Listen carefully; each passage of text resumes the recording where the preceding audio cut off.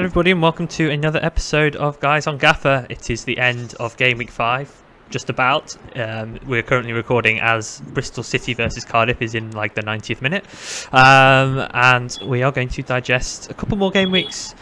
We have obviously had midweek game weeks in game week 4 and then game week 5 this weekend. And as always, Abhishek and David are with me. How are you both doing?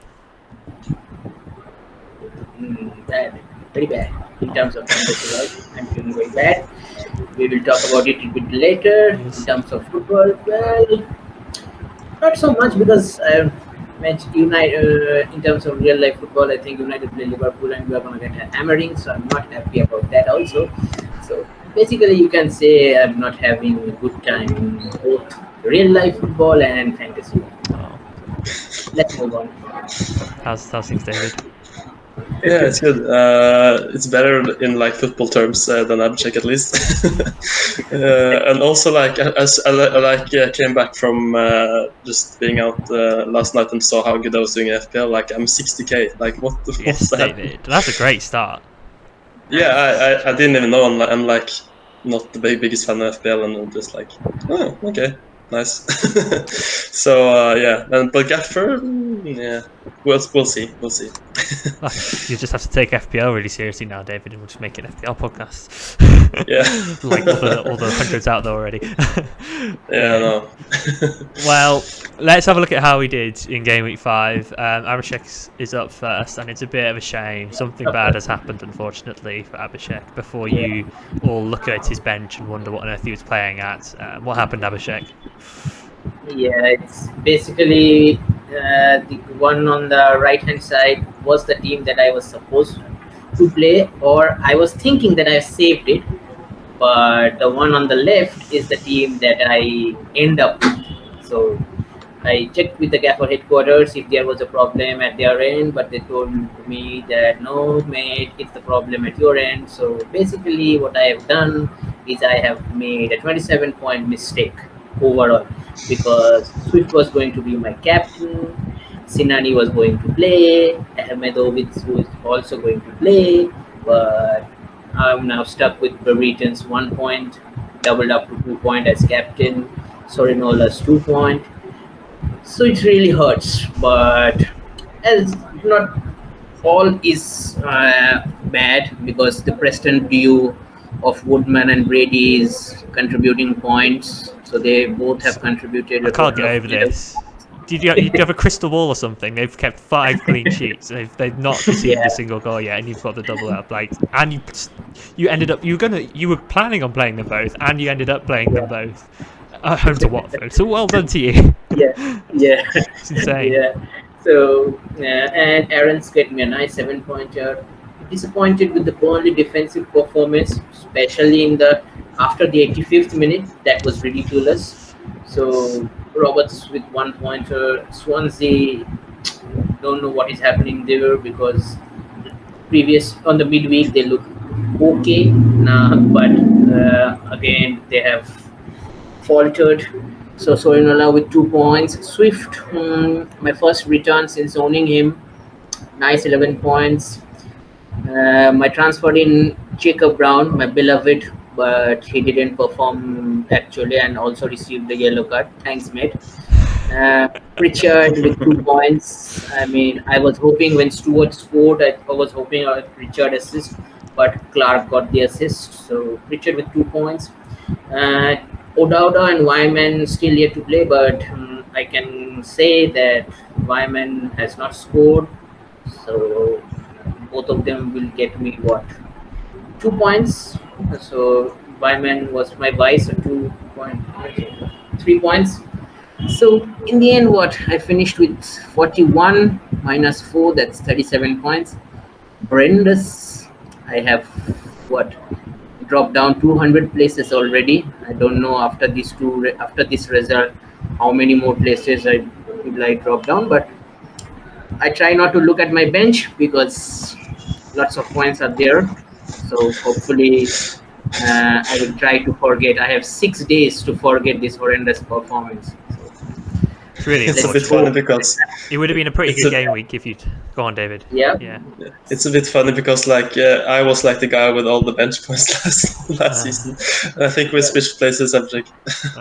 Yeah, and also it's the curse of my third bench points player has returned from last season, because every time I benched a player on my third bench, a starting player, they return points. So it has happened back-to-back weeks. Doing something, I need to see my crystal ball again, because at one end they are helping with my Preston clean sheets, but not helping in my bench points.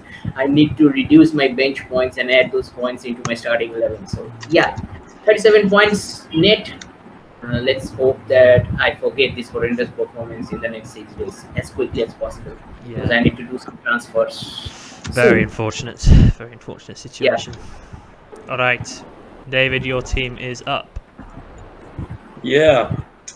So like I've had a pretty good week actually, but it's a bit overshadowed by the fact that my midfield has done amazing, and it's the exact same midfield apart from Willock that I had last week on my midfield. And most would have been like many points, 100 points maybe. So yeah. And last week I got how many was it? Like something 30 sucked. No, 54. 54 minus 12. Yeah. So yeah, last week I was down 2.3k, but this week has brought me up to 1.5k again. So it's apparently, as the real deal said on Twitter, it can turn around pretty quickly.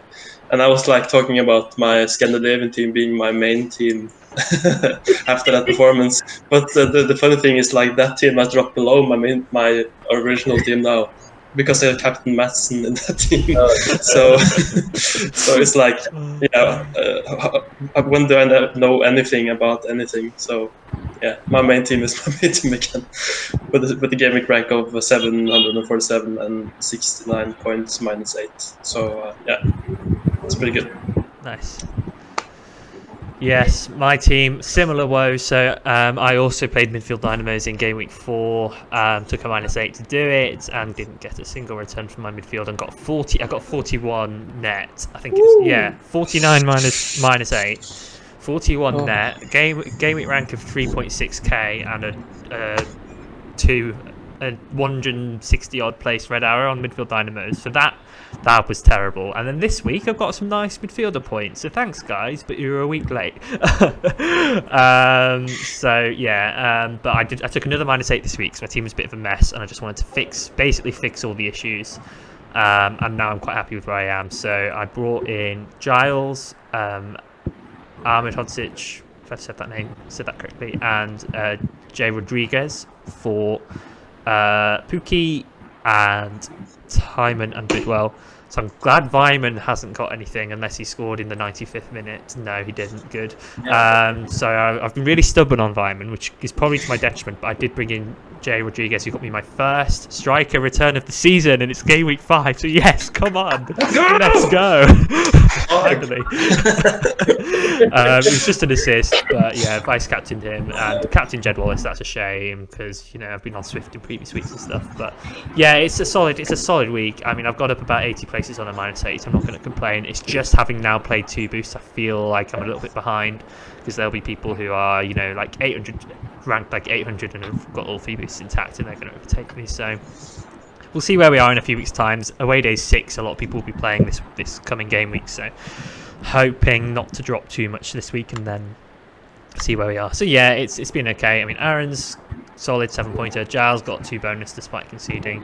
Brownhill scored after his back-to-back 1 pointers when he was times 2. Thanks, mate.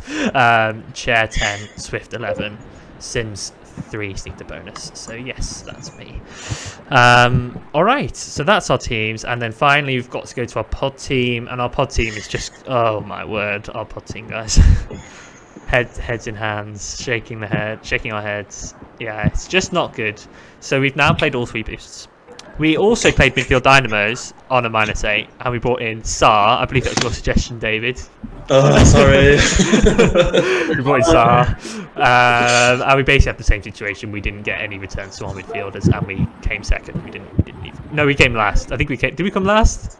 You come, and the community team got the first 3 points somehow. Community team got their first win. Yeah, congratulations, guys.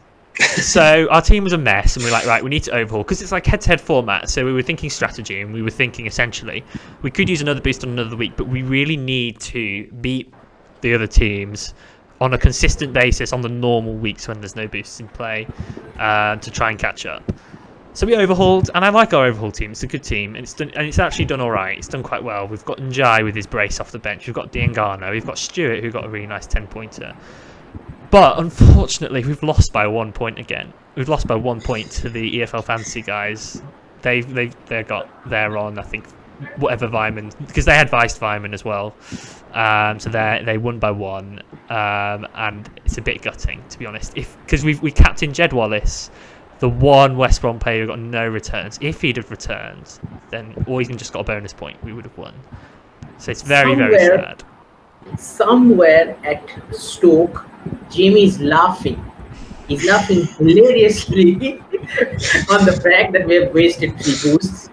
We didn't beat them on those on those boost weeks. And apparently, they have all their boosts left for the quad team. So we are. So the standings are 11 points to EFL Fantasy, 5 points for us, 4 points for the Gaffr community team. We're 6 points behind, and they have got 3 boosts to play. We could easily be about like 12 points behind by the end of game week 15 when all the boosts have been played. We need to win these normal weeks. Oh no. We also didn't pick Brownhill, which, to be fair, I'm not gonna I was fine with switching to Baker. To be fair, I was fine with that, even though we had Brownhill initially, but we didn't go for Brownhill in the end either, so that's a shame. That would have got us the win. Oh well, we move, and basically what this means is when we come back and win after game week 46, it will be all the sweeter because we will have come back from a terrible start, right? Yeah. I'll go with that. That's what champions are made of. Yes. Comeback win. Yeah. And let's maybe do a better job with our boosts when the second set comes out. I mean, this overhaul's good, right? This overhaul's fine. I like our team now. Our team's good. We've fixed the mess. It's fine. Probably they're going to play away day 6, so we kind of have to do some strategy and thinking about maybe. I'm not sure there's much we can do about that. You've just got to hope they bomb completely like we did. Yeah. It's their turn to have some bad luck. Yeah, exactly. Anyway, that's the pod team.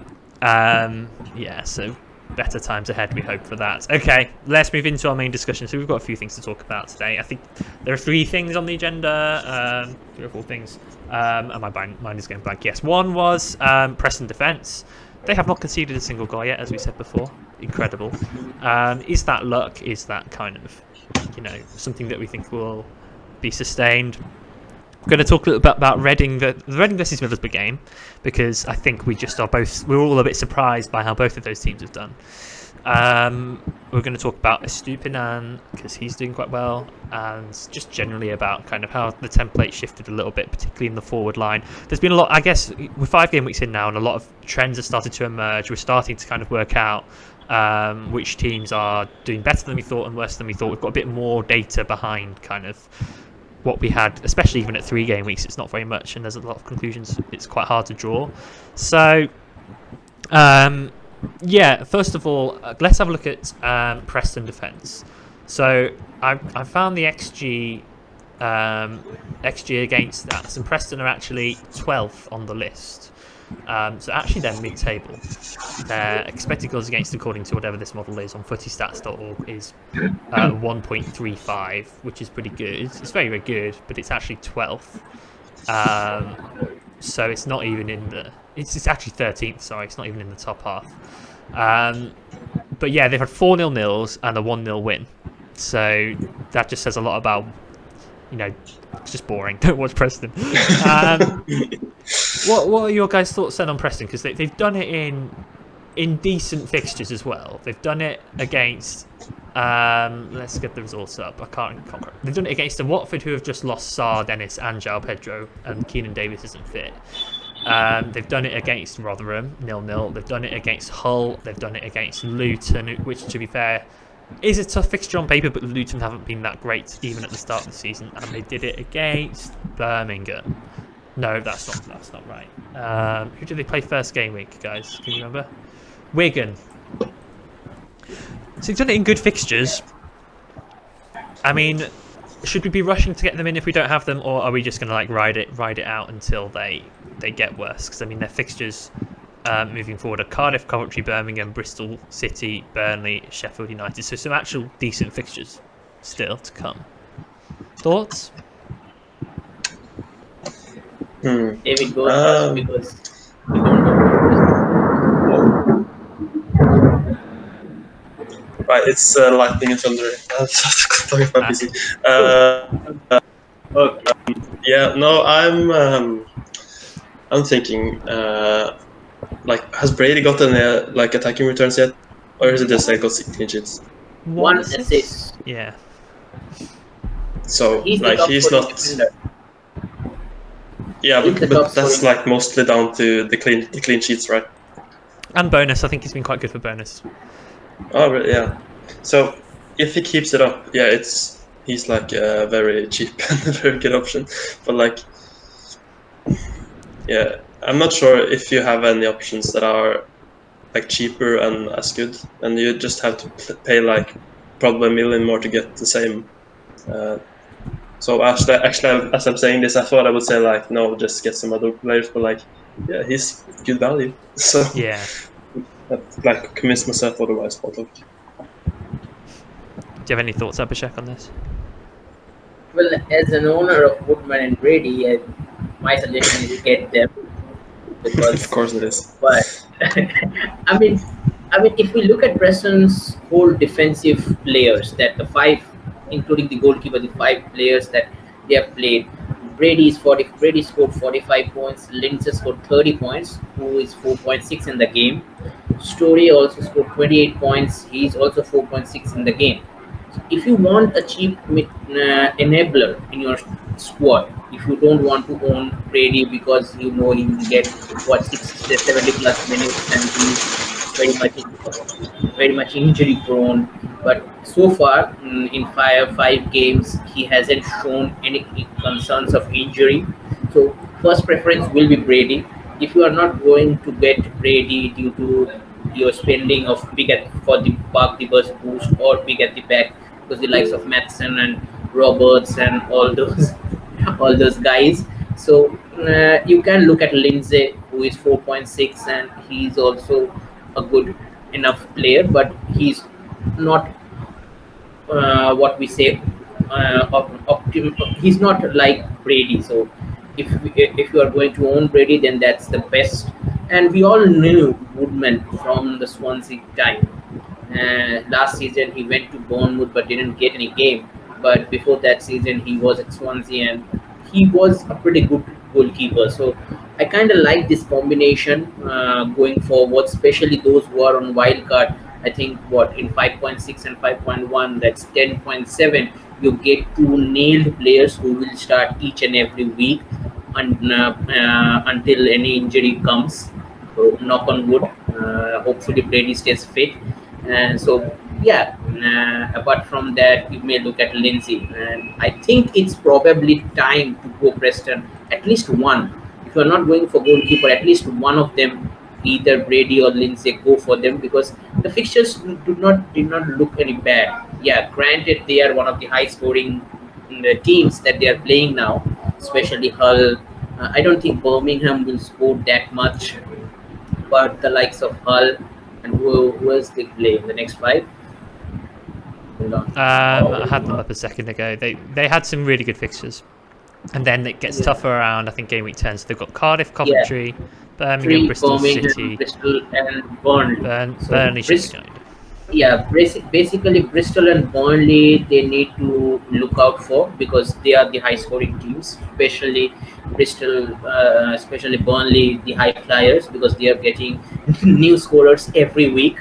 So they need to have to take a look at that. But by that time, I think everyone will bench when they play Burnley. So you can, it's that sort of a team where you can bench them for harder games, Yeah. whereas you can easily play them in the not so hard games. But guaranteed, you're gonna get one half clean sheet.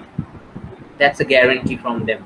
And Wow. especially with especially playing Brady up in the midfield, he's also an attacking option. So that's basically an oop defender that we are playing in this game. Yeah.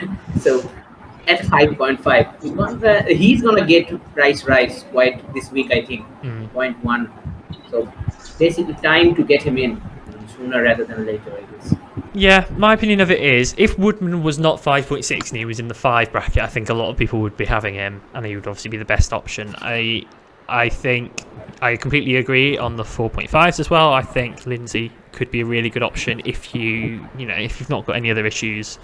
He can just sit there. I mean, for me, the next 3 fixtures, Cardiff, Coventry, Birmingham, are good fixtures for them, and then it's tough for literally six games. They've got 6 actually pretty tough games.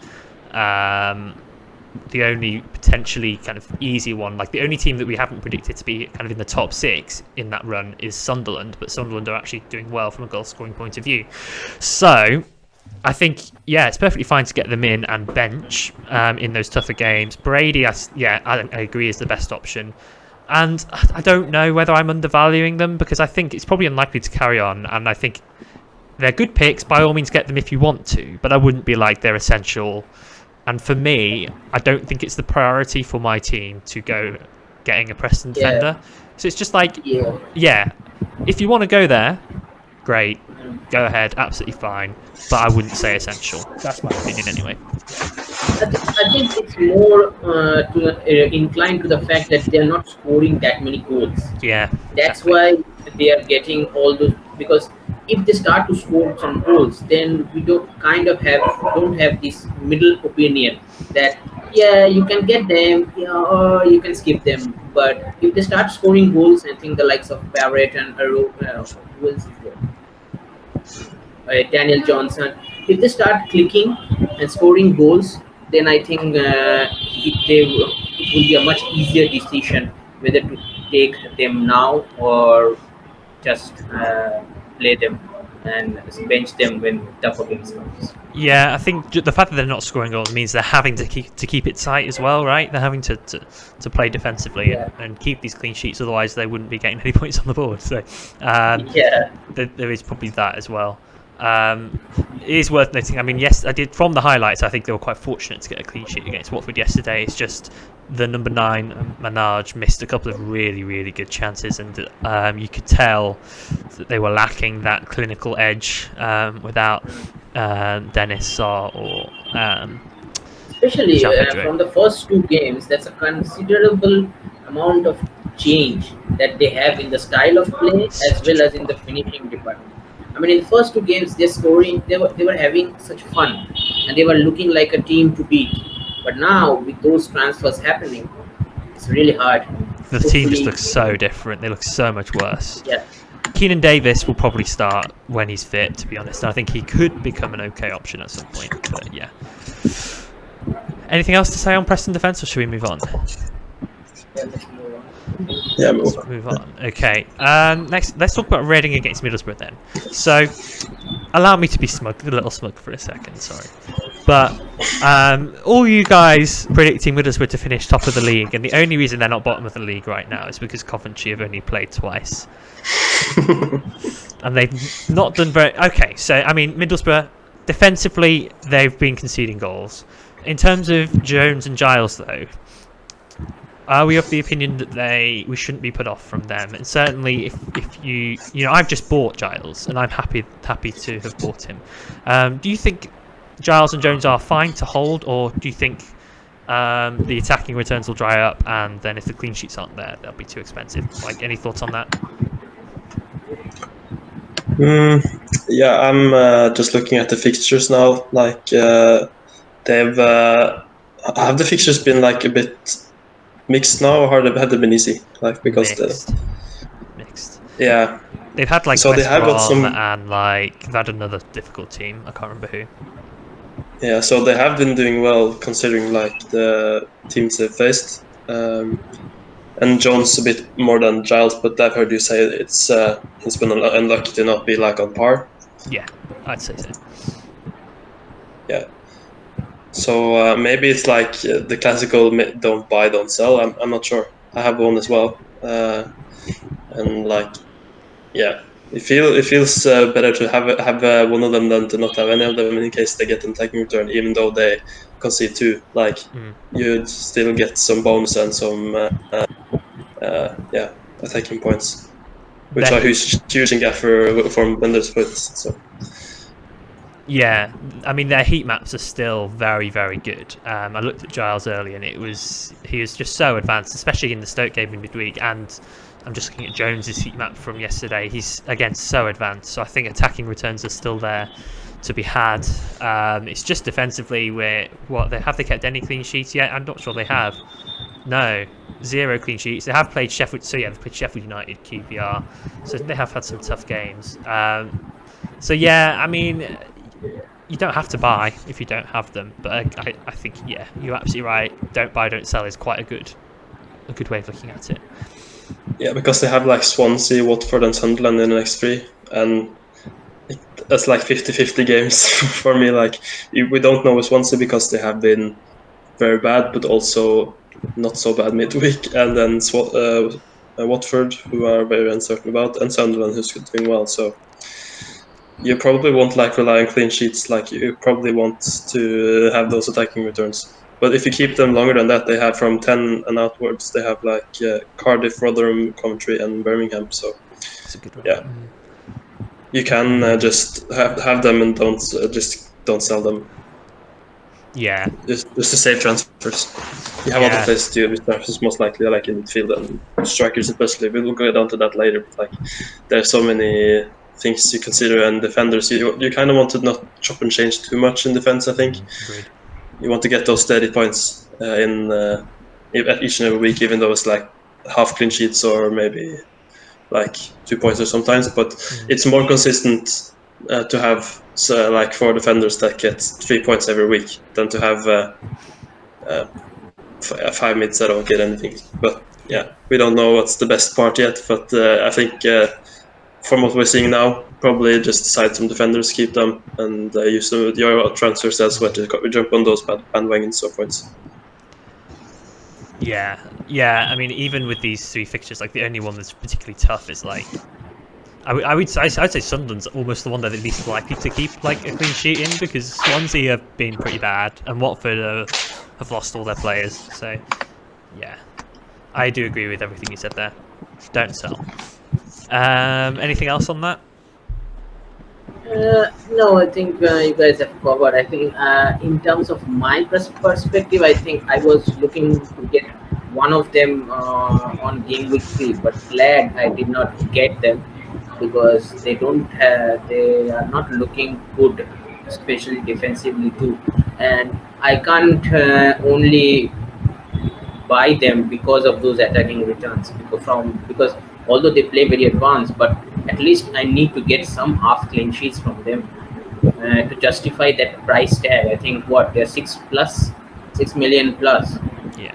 I mean, if you don't give me some half clean sheets at least, then there's no point in spending such an amount on one, let alone 2 defenders. So yeah, I think those who own them, probably not a sell, like David said, but I am not itching towards buying them any soon, because I need to have some clean sheets from them. I need to see some clean sheets from them before I invest. Maybe by the time I buy them, maybe they are 6.5, but I'm happy with that. But first, I need to see some clean sheets from Middlesbrough, especially who's their coach. Chris Wilder. Yeah. Especially, you can't say Chris Wilder's team going without clean sheets. Sooner rather than later, it's going to come. So after it comes, I'm going to invest on them. As of now, I'm not seeing value in them, possibly. If you are actually looking to buy, I have a few stats for you, just to kind of help you work it out. Because obviously, points scored, Jones is way ahead, but I don't think that tells the full story. So, big chances created. Ryan Giles has created 4. Jones has created 2. Key passes per game. Jones averages 1 key pass per game, and Giles averages 3 key passes per game. So, suggesting that's better for bonus, better for assist potential. In terms of shots, looks like Giles has only had 1 shot so far, whereas Jones has had 5. So in terms of shots, then Jones is potentially looking better from that point of view, and certainly he's taking up those positions in the box that mean he's potentially the greater goal threat. So that's the only thing with Jones. I think it looks like creativity and assist potential, we're looking at Giles. With Jones, there is the goal threat. So it's up to you to kind of decide which you prefer, whether you want to save the money on Giles or whether you think Jones could actually chip in the goals. I think if they sign a proper goal scorer, if they start to do score some goals from, especially their forwards, needs to start firing. For me, take a look at them, because then those key shots, those shots will become assists. More shots will come, more process in the box will come, which will increase the potentiality of getting performance bonus more and on a regular basis. So what I want is these points to align, then I can invest. As of now, I am on the ship of I'm fine with what the defense I have so far. I think if I am willing to spend low to all these teams that are scoring, that are conceding goals, but also scoring, helping the guys to score goals. I think what the likes of we have Brady, we have Lindsay picked up, then the likes of Cathcart from Watford. I think at least, Cathcart in that Watford side kept both half-range hits. So that's a better value investment. As I think 5.5 is 0.5 cheaper. Yeah. Although Watford is decimated, but defensively they're gaining points. So I think I need to see some more, then I can invest in them wholeheartedly. Say that Giles will be. I'm not as we are all saying in the start of the season that Giles was going to be an option, Jones was going to be an option. After 5 game weeks, I've come way far from that. Way far. Yeah, I think at some time this season, I listened to the spaces that the EFL pod had some days ago, and like they said, they will probably have the double up or even like more at some point of the season when they have a good run or they get a good striker, because we see the potential they have, even though they haven't done like the best they can. But like, I'm sure at some point you will have like both and just like say, I was wrong. Yeah. So. Yeah, I am looking to say that because I really want those 2 guys, because the amount of potential that those 2 guys have, irrespective of, they don't have a striker now. They signed 2 strikers, but they're not genuine goal scorers, as we have seen. Still, they're doing well. So they need a new number 9. If they get one, and then those they will become much more potent in front of goal. So until that happens, I'm staying away from it. Yeah, we'll have to see. You'd think they will tighten up, but there's no evidence of it so far, I guess. Quick word on Reading then. So Reading were beaten 4-0 by Rotherham last weekend and have since turned over top of the table at the time, Blackburn 3-0, and have now beaten also Middlesbrough 1-0. I don't know if it's a home and away thing, whether they're just actually good at home. Did they win their other home game? I feel like they might have won all 3 of their home games. Maybe not. Let's see. I did have the results up. But yeah, I mean, I guess, they beat Cardiff. So they've won all their home games. So that's interesting. We all kind of tipped them to do really badly. But Buzanis started over Lumley yesterday, so we don't know whether he's going to keep his spot. He kept a clean sheet.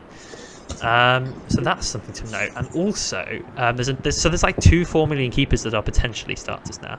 Jones of Wigan started. So we don't know if Jones is going to be nailed, but there's I two think potential Amos 40 was goals. injured at that time. Was he? Okay, that makes sense. Yeah. Probably. Yeah. Mm. Fair enough. Yeah, so, but just wanted to note that. I mean, in terms of Reading, I mean, Tom Ince has got 34 points so far. That is an average of over 5 points per game. Interested? Not interested. No, I think Martin said in the preview pod when he was doing the preview pod for Reading, I think attacking talents are going to be an option for Reading throughout the season. Defensively, they're not going to be that good. So I'm not surprised seeing Tom Ince getting those points because he's a good enough player, but not on. But sometimes he just drifts apart. So I'm not. He's a nice option too because he's a what 6.1. Did he get a price rise? No price Yeah, rise yet. 6 million. Yeah, 6 million. So he may challenge Brownhill for that fourth midfielder or third midfielder spot. Because but Brownhill is doing very well as of now. So yeah, I have on Ince on my watch list certainly. So when the fixtures turn into their favor, I think if in the next 5 they have two, how many home games they have? Their next 2 are away. They've only got one in the next 4, to be fair. They've Yeah. got a Yeah, tough run. so It's a very yeah, tough they've run. got a tough run. So I'm staying away as of now, especially if I see 3 home games in the next 5. That crop of games comes, then certainly I'm going to look forward to owning them. So From game as week of 10, now, they have Sunderland at home, Wigan away, Huddersfield at home, Norwich at home. So that's like 2 decent home games and a decent away game there. Yeah, and Norwich, like we don't know about them either. So yeah, like I'm happy with keeping the double up on Reading and keepers, like because I have either Lumley or Busanis, and Busanis got a clean sheet somehow. We're happy with that. Like I didn't expect that even before the season, like that would get super much points, but like for me, if we don't get Woodman, the cheap goalkeepers are like the ones to go with, because also from the spaces, that was a very good spaces, AFL guys, props to you. They talk also about how difficult it is for keepers to get points, basically. They have to either have a penalty save or like get a goal like Dieng did to get like like top bonus and get a huge haul like a midfielder defender. And it's very hard for them to get like big points even with saves, clean sheets. They like have a very low ceiling compared to other players.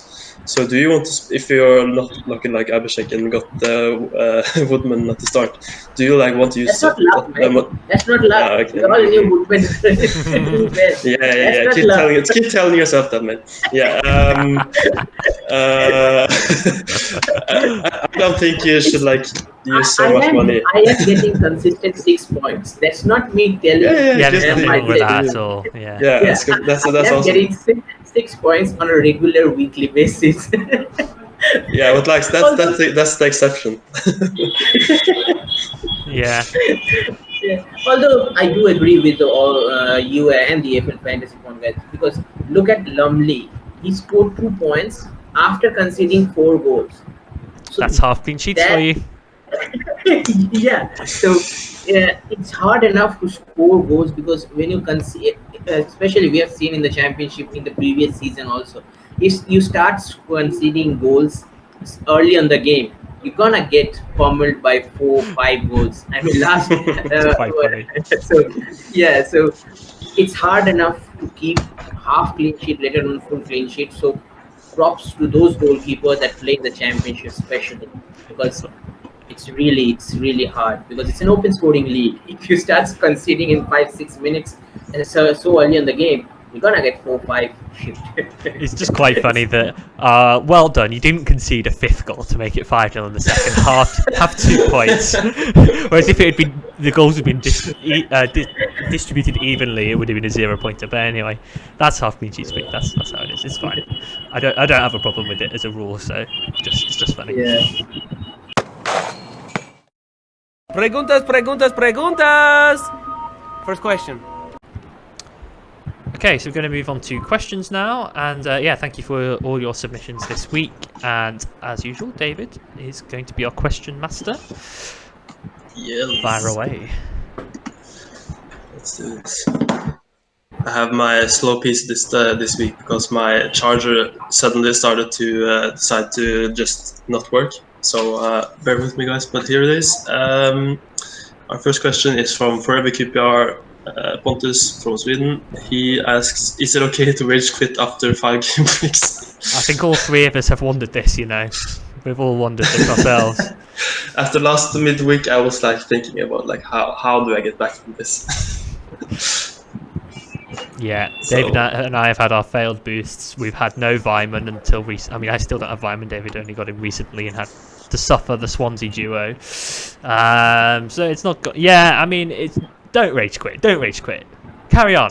Battle away. It can always turn around quickly in this game. Also, it depends how many boosts he's played. But if he's played no boosts, then he's got the sky's the limit, right? Yeah, like boost is huge for making huge games. If you use it correctly, that's a big like asterisk. Don't do like me and Joel and just like waste the start. Yeah. I just can't like looking back the game. Going, why did I play away this? It's mad. Like what was I thinking? Yeah, don't be like me. I just love that I played 2 boosts despite saying at the start of the season, we need more information, we need as much information as possible, and then I played 2 in the first 4 game weeks. It's like, you're Joel, like contradicting yourself hard. Listen to yourself from 2 weeks ago when you said this. Listen to yourself and take notice of past Joel. yeah, just not listening back to our pods, like just publishing them, like so listening to them. Yeah, keep going, mate. Keep going. Pontus, you there.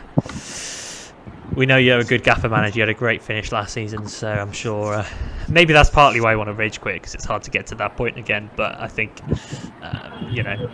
how many games have you got? 41. That's quite a few games to go.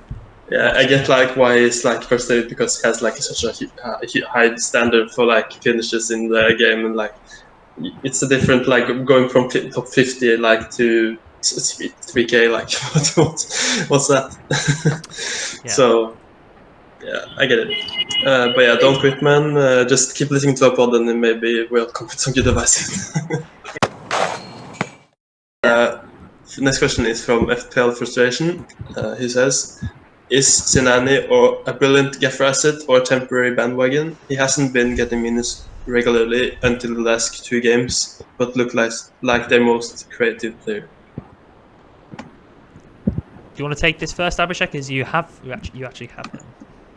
Yeah, I don't think it's a bandwagon, because he is their most creative asset as of now, because the likes of Cantwell, Rashika are not on form.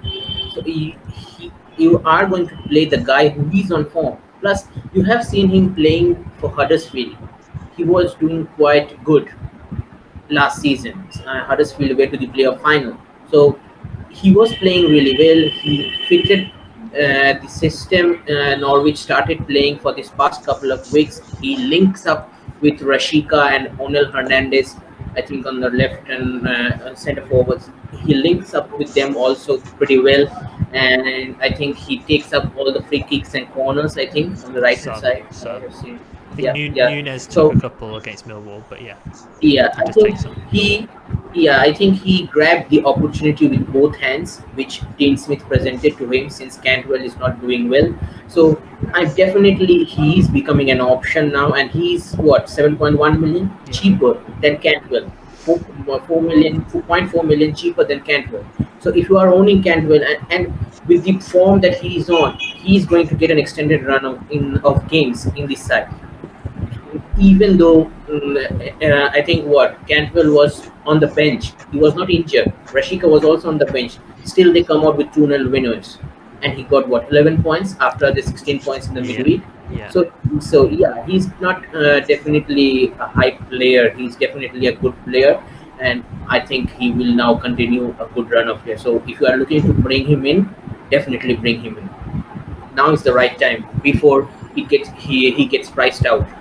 Because if he gets to perform like this in a few more games, he's going to be explode. He will cross Cantwell price because Cantwell is going to come down eventually after his low scoring performance. Only bonus performance. Yeah. He only gets bonuses as of now, like Wallace. But Wallace gets more bonuses than him. So yeah, kind of have to. Yeah, Zidane is the guy to go now for Norwich, apart from another forward. It's interesting because if Pookie came back yesterday, they are going to go up top or what? It's interesting discussion for the next few episodes we have. Not sure what's going to happen pick from Norwich. Yeah, we can actually move on to the next question because that's from FPL Glasgow, and he says... Can I first just give a bit more on Sinani? Sorry, I've got some stats. Yeah, sure. I just wanted to add some stats to the equation just to kind of give a bit of context and make us think a bit more about whether he's a good option moving forward. 6 key passes against Millwall. That's a lot of key passes. What? And 2 key passes against Huddersfield in midweek where he got a goal and an assist. He had 3 shots that game.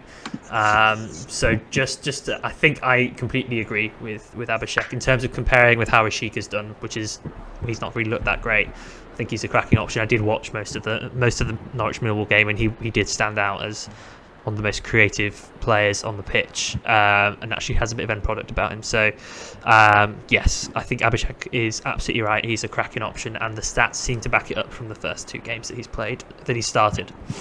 That's all. Just wanted to say that. Yeah, very nice. The question for Asper Glasso was Pukki replacement or just hold? What's going on with him? So I thought it was relevant to our discussion at the moment. Yeah, Joe, go on. Yeah, he's a sell, isn't he, at this point, right? It's crazy to even be saying that. Like, what's happened? I honestly don't know whether he comes back in or whether Sargent keeps going, because Sargent was really, really good on Friday. He, especially second half, he was just clinical. He was strong.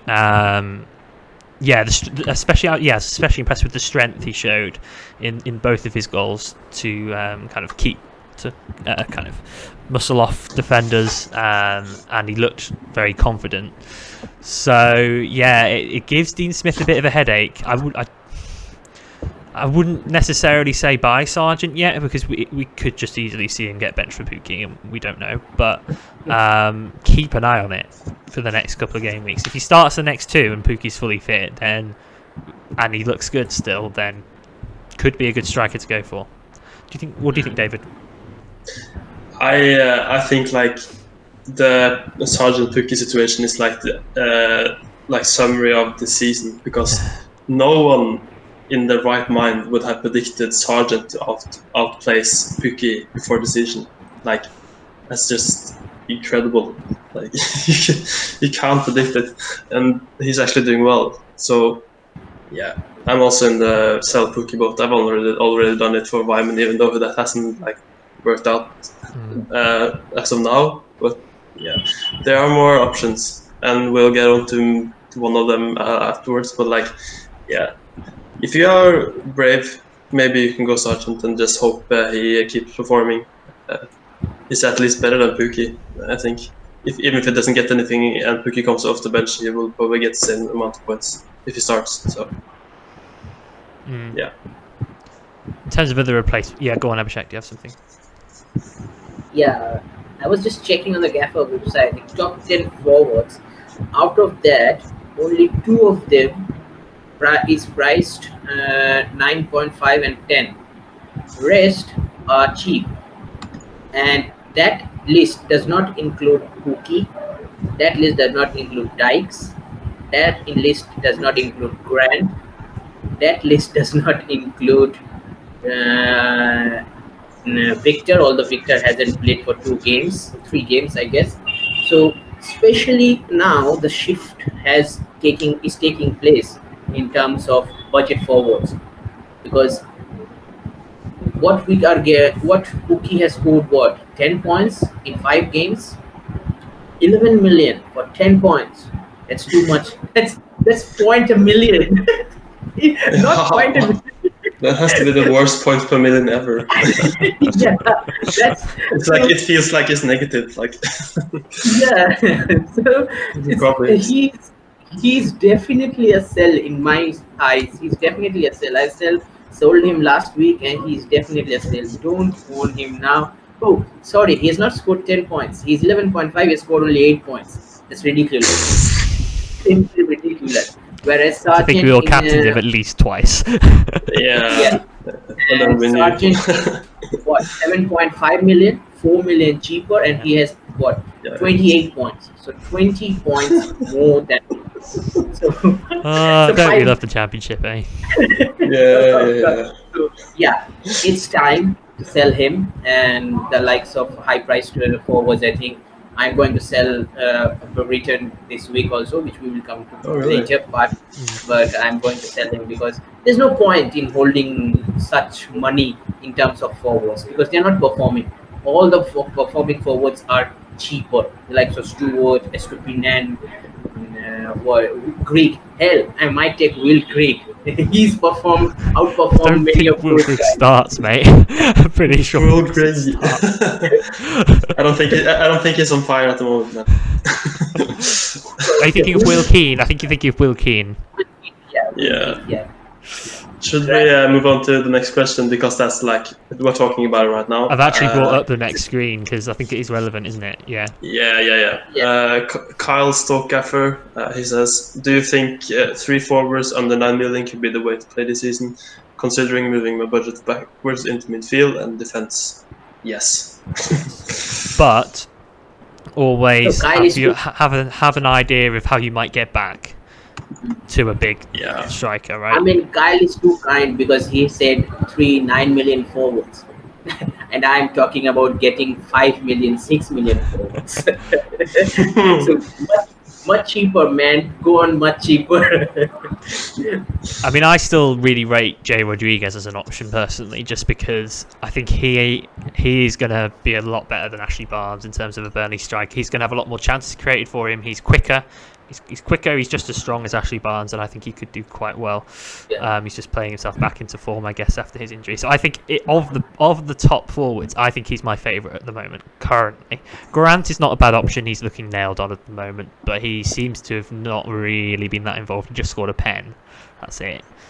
Yeah, I watched like the most of the game against was it Cardiff? No? Yeah, I think so. Yeah, and he didn't look like confident. He got like some through balls that if he just had pounced on them, he would have gotten a goal most likely. But he was like hesitant, and that's not good for a striker. He like has so much good players behind him that can feed him like so many good goal opportunities. But at the moment, he at least from that game, it looked like he was a bit like unsure about what he was going to do. So I would rather have 3 million cheaper striker that gets goals and than to hope that because he plays for West Brom he will get huge returns. Like, it's basically form versus strength of the team. Premium. Yeah. I'm going to throw a counter question around it. How about I named 3 players, right? I need to find your thoughts in it. It may clear up some of the likes of Morris of Luton. Okay, that's one player. Tete of Hull City. Is it Tete? Yeah, Tete of Hull City. And another one, it's Gordon of Coventry. Yeah, all those 3 are 6.5, 7 million, and 6 million price bracket. So out of these 3, which can be an option, out of the box option, especially for a third forward place, because majority will be going to the likes of Wyman, Estupinan, Stewart for the first 2. On the third, and add Victor to it as well. But which of these 4 guys think will be doing well as a third forward if you are going to play 4-3-3, 3 forwards on a week? Who's the first one you said, sorry? Morris of Luton, because Adebayo seems to be not playing well now. So Carlton Morris, who just signed from, I think, Bristol's, Barnsley. Barnsley. So you have essentially chosen 3 strikers who are essentially the second best striker in that team. So I automatically don't love that. It's like I've got Ellis Sims, and I'm like, he's 5.5, and he's not returned for me yet, and he's probably going to do all right. But I can't help but think Stewart is much better, and he's getting the bulk of the chances. And like similarly, I don't really think you should go Morris over someone like Adebayo, even though Adebayo hasn't done well yet. And similarly, Tete, like how much is Estupiñán in comparison? 5.6. So you surely take Estupiñán for 6.5 over Tete for 6 any day, right? Yeah. I think he 15 points clear in terms of points. And he's just more. Yeah, I think.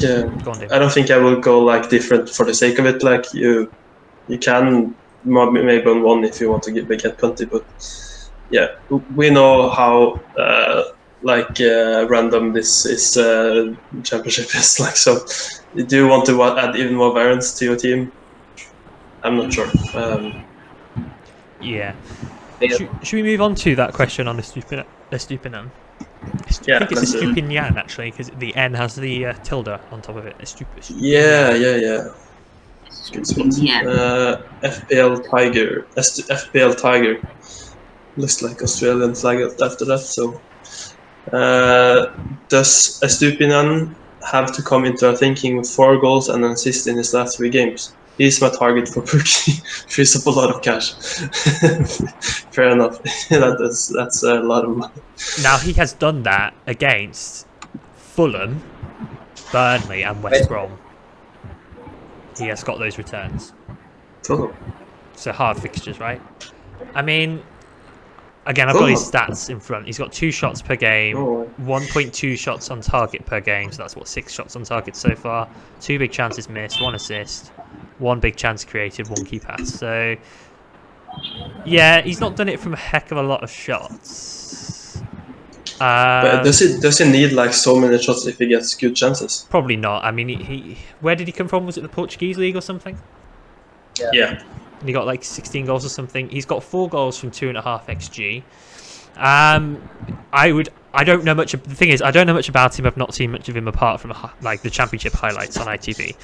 So I probably don't feel best placed to answer this question. But my hunch is that he's probably quite a good finisher who doesn't need too many, chances, as you were kind of alluding to there, David, and that he's probably quite a good option, especially at 6.5. What were his fixtures? I'm a bit salty about having Parrott instead of him. I didn't consider him last week because, like, I don't know why. I just felt like Parrott was the more vibey pick, I guess. Expected vibes. Parrott wasn't a good pick in the end, really, for me. No. Yeah, why did they do that? They haven't scored. They have scored 1 goal. He had quite a lot of shots when I got him in. Was it for game week 4 or something? But I will move him on soon, I think. I think Estupiñán was the only option that we looked at from Hull at the start of the season. Oh yeah. And the pre-season pod was like very positive about him. Yeah, and also I think you can see in a different way also, because the teams he has scored multiple goals, or say 1 goal, those teams are very open teams. It's going to be interesting to see how he do when you're gonna mark him out, because especially the teams that are in the bottom half of the table, they're not going to be that much open for the likes of Burnley, West Brom, and who he scored against also?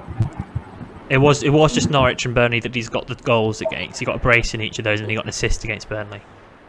Yeah, so they are much more open, expansive teams. So it's going to be seen that the low block teams, how he plays against those teams. So probably that's the only caveat I have before I get him in, because I need to see him doing well in those teams also. Having said that, I think Hull won against Luton as well. Did they won against Luton? I can't remember. I don't think so. I don't think they played Luton. The last minute penalty, who they won against. Okay, so yeah, as I was saying, we need to kind of see about those low block teams. I think the likes of Birmingham and the teams that are in and around Hull City. if he scores and plays well against them, then certainly we, for sure, I can say that yeah, he is seemingly right now to get him in, especially at such a low price.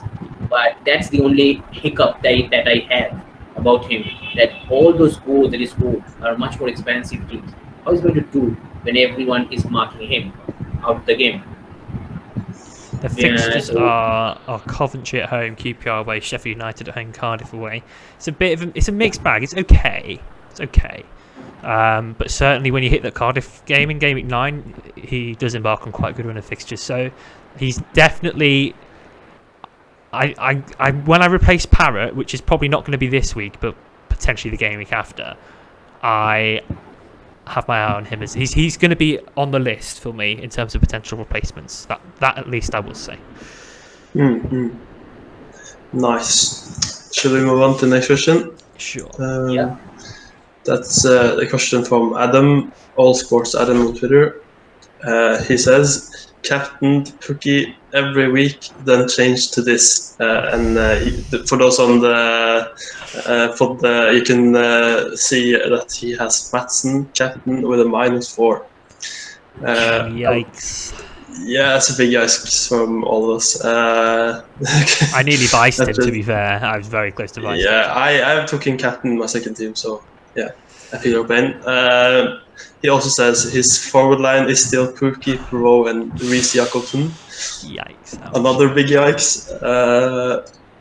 But he has somehow he rose 345 places to 1.5k, plus the Bosanis points. But he is looking like he is on an overhaul.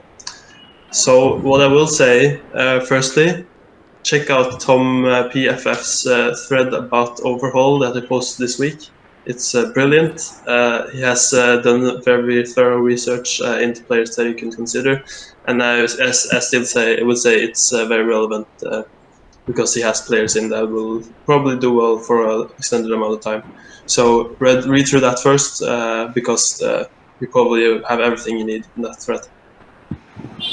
Yeah, and we can do him one favor. We can, I think, we can give him 5 players or 6 players, 2 each. That is a must in his overall squad. In that way, he can at least have a base of his team. So, David, go first. Who is your suggestion? Thanks for just the show. Yeah. Okay. Right. 2 players. Sinani.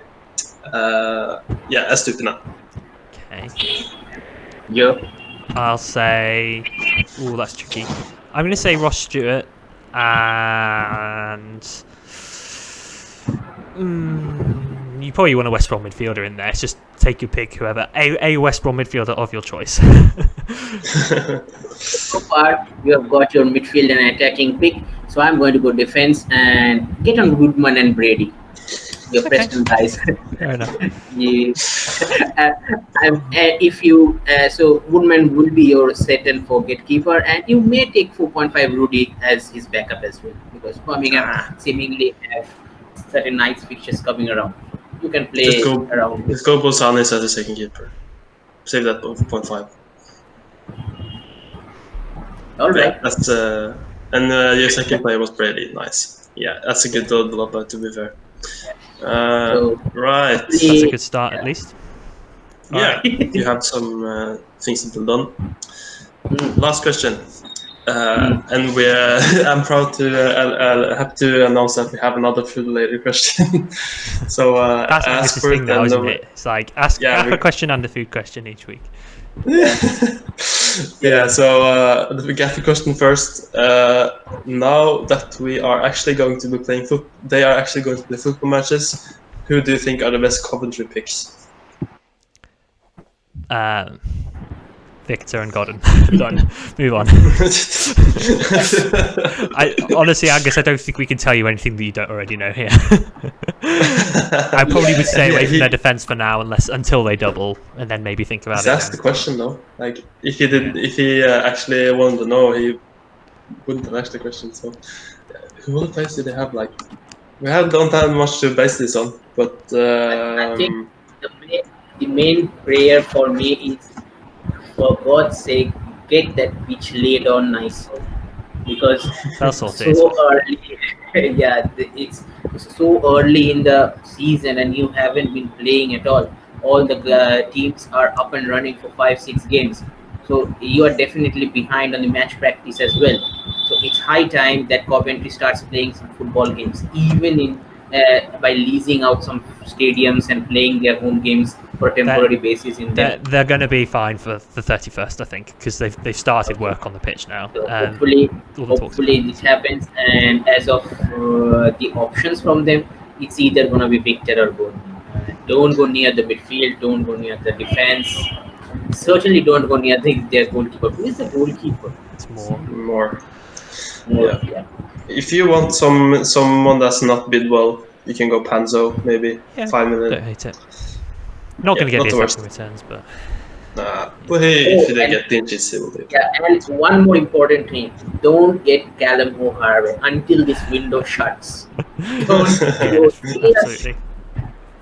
until this window shuts, don't go near him. He's gonna be disappointed time and again. I mean, we could be here in 2 weeks' time saying Victor's essential, or not essential, but Victor's like smashed it. So, considering no one owns him now, it might actually be a good time to get him as a differential at this point. To be fair, if you're selling a striker. Yeah, he can be definitely a cookie option, cookie replacement option. Cool. Food question. Right, food question. I think it's a simple one this time. Favorite thing to put on toast?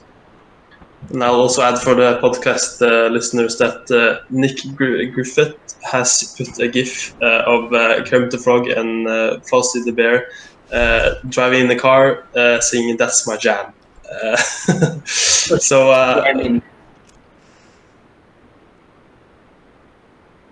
Or maybe it's actually talking about jam. And like that actually fits my question answer a bit, because I would say my favorite thing to put on toast, like thing about it, would be jam, strawberry jam, and a thing that probably none of you have tasted, which is brunost, which is brown cheese, which is like a bit bitter and a bit sweet, and it's like a very Norwegian thing. And when you put those two together, the bitter and the sweet, bitter of the cheese and the sweet of the strawberry jam, is like a very good combination.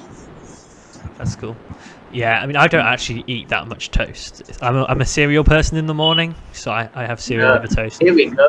But my favourite thing is, I'd actually say cheese, because I like cheese on toast for a lunch sometimes, and it's like it's got to be extra mature cheddar. It's cheddar, but it's got to be strong cheddar, because that is nicest. Wow. By much more flavour. So yeah, extra mature cheddar cheese under the grill. Your taste buds are very, very high quality.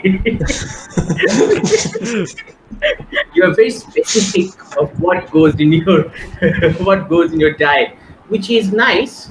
But but yeah, it's nice to hear. Certainly, for me, I think, as David said, jam. I eat with jam. I eat with peanut butter. So it's either or. I haven't combined both of them in a toast, which I am willing to do, but I haven't got the time to combine peanut butter and I don't have time. How little time do you have? David, those 30 seconds could be much more productive, you know. Yeah, I have 5 minutes to have my breakfast in the morning, because all the meetings that I have. 5 minutes. Wake up earlier, man. It's all these podcasts he's doing at 2 a.m. David. That's the thing. It's bad enough that I went to sleep. I went to sleep. So yeah, it will be interesting to see jam and peanut butter, how that combination will go. I will let you know, guys. Certainly. Yeah, do that. Have you not tasted that before, or it's just on toast? Classic combo, that. Yeah, it's. I have tasted both. Not in a combination way, but other way. So let's hope that that combination goes well for me. Yes. Otherwise, my morning will be pretty much bad the minute I go after a late night. So yeah, that's the risk I'm going to take when I had a couple of days holidays. I think soon enough. So that will I will post it up. I will share with you how was the experience about it. Yeah. Amazing. Very nice. I actually, when you said the answer, Joel, I thought about like when you said aged cheese, I just thought like that blue cheese, like you took that on the grill, like that, because that, to me that sounded like disgusting. But then I realized like you were talking about No, that. I wasn't talking about blue cheese. No. Like melting blue cheese on the grill, like ugh. Yeah, that'd be weird. Speaking of cheese, you guys have blue cheese in your countries, right? I don't have blue cheese. Yeah, it's very I mean, French how does it? European thing. Yeah, how does it? Is it completely different from the normal cheese, or it just? It's strong. What's the difference? It's strong. Quite an acquired taste, right? Quite strong. Yeah, you either like it or you don't, basically. Yeah. It's like I feel like it's a bit of a grown-up thing to like blue cheese. Definitely. And my theory for this is like because there's like some cheeses in Norway that are super strong, but like only old people like them. Like old, it's called gammelost, old cheese basically. It's like it's the most strong aged disgusting cheese you can think of, but old people like it. And my theory is because they have significantly worse taste buds than younger people. So they have to have some like super strong thing to just actually feel something when they. Maybe. I love that. That's quite a funny theory. That's so good. Yeah. Okay. So yeah, I mean, all those who love blue cheese, we have nothing against you. It's just that it doesn't suit our taste buds. Hell, it doesn't even appear in my country as of yet. So I haven't even tasted yet. So yeah, don't take any offense regarding that. I don't think there's very many like old cheese lovers that will be like angry about our comments. So I think you're agreed. Cool. Yeah. Okay. Great. Well, Any that's more all the questions then, I think, isn't it? Yeah. Brilliant. So that just leaves us with our teams for this week and our plans. So let's briefly talk you through what we are looking to do. Abhishek, your team is up first. Yeah, so as I mentioned a couple of minutes earlier, I think Brereton will be myself, guy who is going to take out from my team. I'm going to take out from my team. I have a plethora of options in my mind, but I'm going to wait till Angus posts his team list to do the moves, and I might take a -4 and take Sorinola out for Laird. I think I've seen Laird in a QPR jersey play quite well, so I kind of like the look of Laird in that side. So those two are my moves as of now. I am debating whether to play a boost or not. As of now, I'm not sure about it, but I am going to take certain notes about it in the next couple of days to be sure that if I'm going to play a boost or not. If I have ample amount of, if I look at from the look of my team, I don't require to play a boost in for game week just for the sake of it, because everyone is playing away days. But I still need a time to think about whether to play boost or not. As of now, that's my team. I'm going to captain Swift. Vice captain will be predominantly on Wyman again because he's the form guy, and emergency will be Jacob Brown. So yeah, that's my team for game week 6 as of now. Not Sanani, Jacob Brown instead. Alright, David, you are up next. Yeah, I'm not sure. Like at the moment, I'm benching Will, like which feels like a bit wrong, and I probably will reverse that and put Parrott on the bench when I'm looking at it because. I mean, Matsson's suspended, isn't he, as well? But then you have to bring in a defender, don't you? Oh, yeah. Actually, I hadn't thought about that. That's probably a thing as well. Yeah, I'm considering moving Hume out for either Lindsay or Brady because I don't have any of them. But also like the Parrot out for a Stupinian, maybe not this week because I can just play Will again away. But yeah, Madsson is a thing I need to address. Do you know how many games he's suspended? I was thinking about this. I think it's 3 games, but one of them's going to be in the Carabao Cup because it was a straight red. So I think it's just going to be 2 championship games, which, yeah. So, but it's still 2 though, so you probably want someone at the same price for that one. Yeah, so that will have to be addressed. But I have 1.3 million in the bank, so it's not the worst situation to be in. My captain will probably still be Wallace, even though he disappointed me a bit this week, because I know what he can do. And Vyman vice captain Emergency Swift, most likely. Yeah, I like to look at my team this week, but I will probably get a bigger now because of all the chips. Nice. Right, here's my team. I feel like I'm actually happy with it for finally. It's like all those issues have been addressed, but I don't know what I'm going to do this week. Maatsen I'm leaning towards keeping, as it's only 2 games, and he's going to be a good long-term hold. I may roll. I may do Chair to Sinani or Diangana. I probably won't take a hit, but I mean, it's not inconceivable that I take a hit to then also do Parrot to someone else, like a Stupinan. I think that's unlikely, but I'm more likely to just use the 1 transfer. I'm not sure. Those are my options, but I'm pretty happy with the team that I've got. I can start Honeyman this week against Reading. Captaincy's currently it's actually just what it was. I haven't actually looked at it, so it's just stuck on Wallace, Captain Rodriguez Vice, and Maatsen Emergency. But I honestly don't know what I'm going to do captaincy wise, to be honest. It may well stay exactly the same, to be honest. We'll see. Captaincy is quite tricky at the moment because no one's really standing out as a consistent option, but it makes things interesting at least. It means there's room to go for some punts somewhere. Like Swift would have been great to go for this week, but anyway. Don't remind me. Yeah, I mean, like he's failed the weeks we've gone for him, and now he's doing well. Anyway, so yeah, that's me. Not really sure what my plan is at this point, but I am just going to kind of ride out the next few weeks and look towards a park the bus at some point, but I'm not sure when yet. Cool. That is everything. So as always, thank you very much for watching and listening, and for all your questions and engagement so far, and we will be back soon for another episode. And all that remains to be said is goodbye from me. All right. And namaste from me.